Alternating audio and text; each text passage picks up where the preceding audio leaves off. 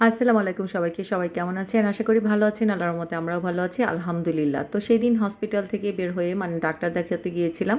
তারপর বের হয়ে চিন্তা করলাম নতুন একটা কাবাব লঞ্চ দিয়েছে হাসপাতাল থেকে একদম সাথেই। তো এখানে এটা হচ্ছে ৭ নাম্বার সেক্টরে। এটা হচ্ছে গিয়ে ক্রিসেন্ট হাসপাতালের সাথেই। তো এখানে চিন্তা করলাম যে আমরা খেয়ে দেখি এখানে নতুন রেস্টুরেন্ট। আর নতুন রেস্টুরেন্টের খাবার কিন্তু অনেক মজা হয়। এটা আপনারা জানেন কিনা জানি না। তবে বুদ্ধিমানের কাজ হচ্ছে যখন কোনো হোটেল নতুন দিবে ওটাতে খাওয়ার চেষ্টা করবেন। তাহলে দেখবেন খাবারের মান ভালো, সব কিছুই ভালো। তো যাই হোক এখানে প্রথমে সসগুলো হচ্ছে গিয়ে সার্ভ করেছে। আর তাদের ডেকোরেশন প্লাস হচ্ছে গিয়ে সার্ভিং সিস্টেম খুবই ভালো লেগেছে, খুবই ভালো লেগেছে। তো যাই হোক এবার খাবারের পালা। আমি তান্দুরি চিকেন নিয়েছি আর চিকেনের সাইজটা বেশ বড় ছিল। আর আমার হাসব্যান্ড নিয়েছে রেশমি কাবাব। তো দুজন দুটো নিয়েছি, দুজনে দুটোই টেস্ট করতে পারবো সেজন্য। আর আমি এখানে হচ্ছে নান রুটি নিয়েছি আর আমার হাসব্যান্ড নিয়েছে হচ্ছে স্পেশাল পরোটা, যেটা প্যাঁচ পরোটা বলে সেটা। তো যাই হোক প্রথম বাইটেই বিশ্বাস করবেন কিনা জানি না, তান্দুরির যে পারফেক্ট মানে যে ফ্লেভারটা এটা একদম 100-এ 100 দিব, কারণ এত পরিমাণ মজা ছিল, আমার কাছে এত পরিমাণ ভাল লাগছিল। তো সবসময়ই কিন্তু আমি নান অর্ধেক খেয়ে আমার হাসব্যান্ডকে দিয়ে দিই, কিন্তু দেখা যায় যে আমি অর্ধেকের বেশি খেয়েছি। তো আমার হাসব্যান্ডকে একটু খাইয়ে দিলাম। আমার হাসব্যান্ড বলতেছে যে না, তার কাছে নাকি ভালো লাগতেছে না।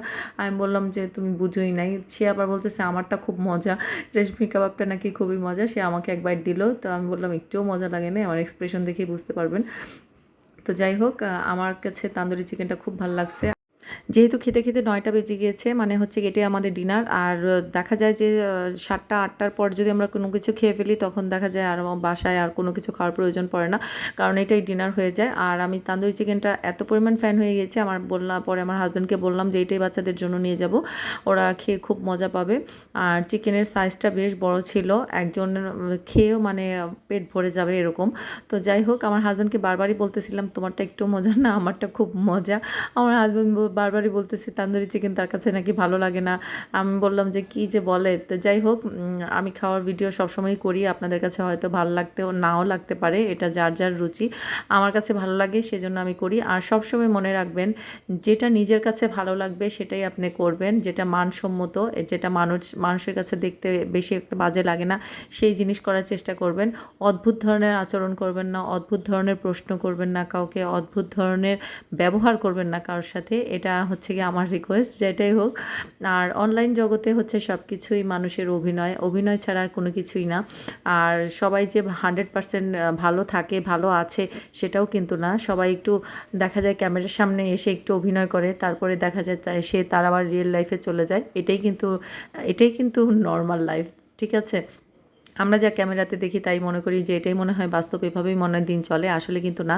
ক্যামেরাটা যখন একদম অফ হয়ে যায় তখন আমরা আবার আমাদের ফ্যামিলির মতো হয়ে যাই, মানে আমরা আমাদের মতো হয়ে যাই।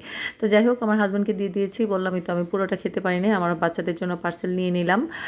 ও তারপরে হচ্ছে কি একটু আমার হাজব্যান্ডকে বলেছিলাম একটু জুস বার যেখানে দিয়েছে সেটার জায়গাটা একটু ভিডিও করো। তারপর এখানে অনেক ধরনের খাবারও আছে, যেহেতু লাঞ্চ ডিনার সব কিছুই আছে।